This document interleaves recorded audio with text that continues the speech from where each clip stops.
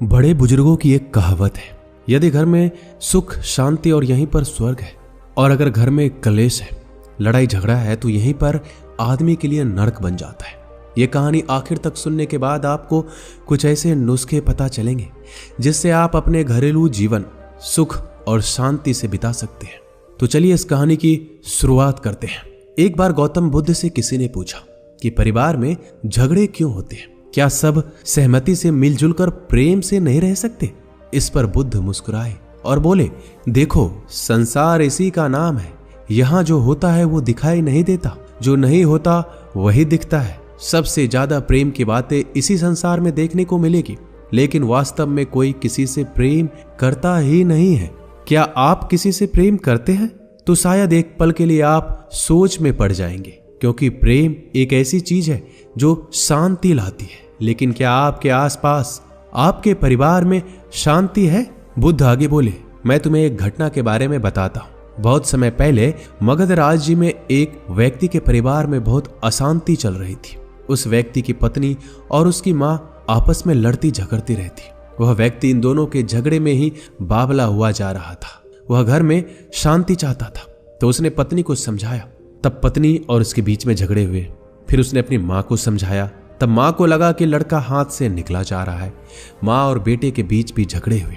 बेटा घर में शांति चाहता था, इसलिए उसने इसके लिए उपाय ढूंढने शुरू किए।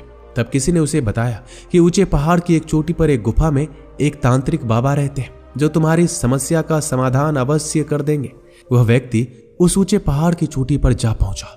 वहां उसने अपनी पत्नी को देखा, जो गुफा से बाहर निकल रही थी और अपने हाथ में कुछ दबाकर ले जा रही थी। थोड़ी देर बाद उसने अपनी माँ को भी छुपते हुए उस गुफा के अंदर जाते देखा, और वो भी कुछ देर बाद हाथ में कुछ दबाकर लेकर निकल रही थी। उन दोनों के जाने के बाद वह व्यक्ति गुफा के अंदर गया। वहां पर एक तांत्रिक बैठा हुआ था। उसने उस तांत्रिक से कहा, बाबा, मैं बहुत परेशान हूं। बाबा ने बीच में रोकते हुए कहा, रुक जा, मुझे सब पता है कि तू खुश नहीं है। तू भीतर से टूट चुका है।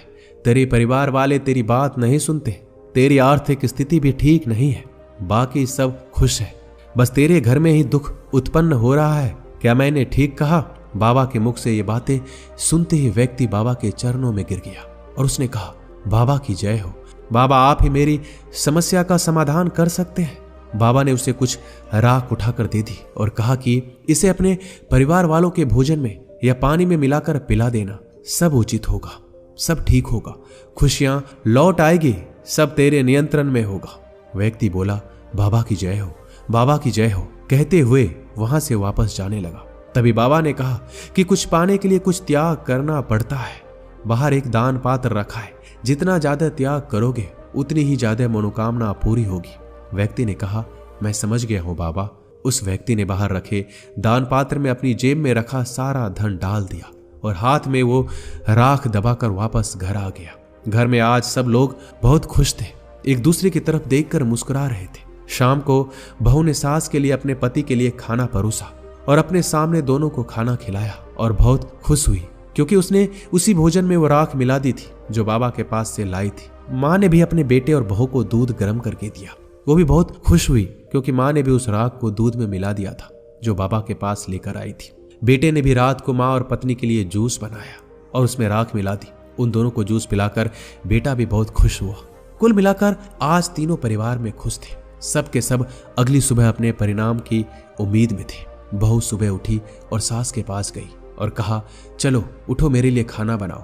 सास ने कहा, मैं तेरे लिए खाना क्यों बनाऊं, तू मेरे लिए खाना बना। उधर बेटा भी उठकर आ गया और बोला, मैं बाहर काम पर जा रहा हूं, मेरे लिए खाना बना दो। बहू ने कहा, आज माँ खाना बनाएगी। माँ ने कहा, देखो बेटा, ये बहू क्या कह रही है, मैं खाना बनाऊं। इसके बाद वही सब कुछ हुआ जो रोज होता था। बेटे ने फिर से अपना सिर पकड़ लिया और वो घर से बाहर चला गया। परिवार के तीनों सदस्यों को ऐसा लगने लगा इस घर में अब शांति नहीं हो सकती, लेकिन फिर भी उसने सोचा कि इसका उपाय करना चाहिए। एक ज्ञानी व्यक्ति ने बेटे को बताया कि अपने घर में एक शांति हवन कराओ, जिससे घर में शांति उत्पन्न होगी। तो वैसा ही किया गया। घर में शांत करने वाला हवन किया गया। उसके बाद घर में कुछ शांति आई।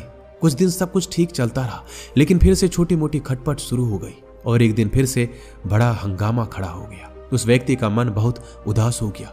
वो संसार को छोड़ देना चाहता था।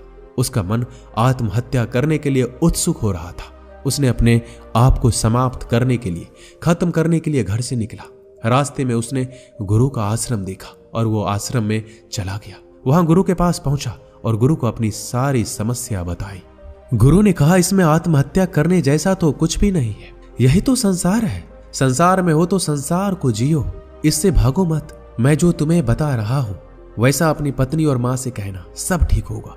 गुरु ने उस व्यक्ति को कुछ बताया और वह व्यक्ति अपने घर वापस चला गया। उसने अपनी पत्नी से कहा, दूसरे गांव के बाहर एक गुरु का आश्रम है। मैंने सुना है कि उनके पास जो भी जाता है उसकी सारी समस्या का समाधान कर देते हैं और कुछ लेते भी नहीं है। पत्नी ने कहा, तुम मुझे क्यों बता रहे हो? मुझे इसमें कोई दिलचस्पी नहीं है, तुम अपनी माँ से कहो। तब उसने अपनी माँ से कहा कि दूसरे गांव के बाहर एक चमत्कारी गुरु है, उनसे जो भी मांगो वो पूरा हो जाता है। तो माँ ने कहा, मुझे क्यों बता रहे हो? जाओ और अपनी मनोकामना खुद पूरी कर लो। अगले दिन निराशा में वो व्यक्ति गुरु के पास पहुंचा। उसने देखा कि गुरु के आश्रम से उसकी पत्नी निकल रही है। थोड़ी देर बाद उसने देखा कि उसकी माँ भी उस गुरु के आश्रम में आई है और कुछ देर बाद उसकी माँ भी गुरु के आश्रम से बाहर निकली। पत्नी और माँ के जाने के बाद उस व्यक्ति ने आश्रम में प्रवेश किया और गुरु से कहा, गुरुदेव, कल तो दोनों मना कर रही थी पर आज अपने आप ही आ गई। गुरु ने कहा, लालच सबको खींचता है और ऐसा लालच जो चमत्कार से जुड़ा हो उससे तो व्यक्ति खींचा चला जाता है। अब जाओ और देखो तुम्हारे घर में सब ठीक होगा। कभी कुछ छोटे मोटे झगड़े हो तो किसी का पक्ष मत लेना। वो अपने घर पहुंचा और अगली सुबह का इंतजार करने लगा। अगली सुबह उसने देखा कि उसकी पत्नी सुबह उठकर खाना बना रही है। माँ उसकी खाना बनाने में सहायता कर रही है। दोनों आपस में खुश हैं। उस व्यक्ति ने भोजन किया। यह सब देखकर उसे अपनी आंखों पर विश्वास नहीं हो रहा था। उसे लग रहा था जैसे कोई चमत्कार हो गया। पत्नी ने माँ के पैर दबाए। माँ ने थोड़ी देर बाद बहू से पैर दबाने के लिए मना कर दिया। उसके घर का माहौल बदल गया था। धीरे धीरे समय बीतने लगा। घर में कुछ छोटे मोटे झगड़े भी होते थे पर वो भी प्रेम से सुलझ जाते। वह व्यक्ति उस दिन का इंतजार करने लगा जिस दिन उसके घर में फिर से वैसा ही माहौल होगा जैसा पहले था। वो दिन कभी आया ही नहीं।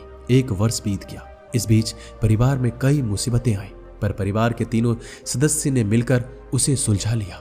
तीनों एक दूसरे की हिम्मत बन गए। 1 वर्ष बीत गया और व्यक्ति उस गुरु के पास पहुंचा। बोला, गुरुदेव, 1 वर्ष पहले मैं आपके पास आया था। तब आपने मेरी पत्नी और माँ से कुछ कहा था। मुझे नहीं पता कि आपने क्या कहा पर तब से आज तक वो दोनों माँ बेटी की तरह रहती है। लड़ती झगड़ती भी नहीं, एक दूसरे का ख्याल भी रखती है। आपने उनसे क्या कहा था? गुरु ने कहा, संसार का नियम है कि यहाँ कोई प्यार नहीं करता, प्रेम नहीं करता। प्रेम के नाम पर सब कुछ करते हैं लेकिन प्रेम ही नहीं होता। तुम देखते हो 2 राजा आपस में लड़ते हैं, 2 देश आपस में लड़ते हैं, 2 राज्य आपस में लड़ते हैं, 2 धर्म 2 जातियां आपस में लड़ती है, 2 भाई लड़ते हैं। और यहाँ हमेशा से ही ऐसा होता रहा है और ऐसा ही होता रहेगा क्योंकि इसकी जड़ परिवार है।